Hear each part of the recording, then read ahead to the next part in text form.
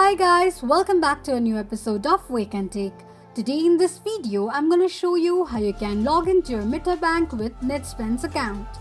Keep watching the video till the end. To log into your Metabank with Netspend, firstly go ahead and launch open your Google search. On the search box at the top, type in Metabank Login with Netspend and make a search. From the search results, tap on link with all access account that will allow you to log into your Metabank's account with Netspend.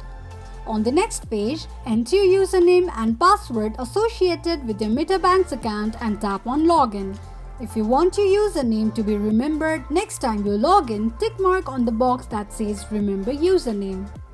In case if you don't remember your username or password, click on the option that says forgot your username or forgot your password. This is how you can log into your Metabank's account with Netspend quickly and easily just in few steps. If you have any thoughts or queries, let us know in the comments section. Don't forget to subscribe to our channel. Also press the notification bell icon so that YouTube will notify you whenever we post a new video. I hope this video was helpful to you. Thank you so much for watching.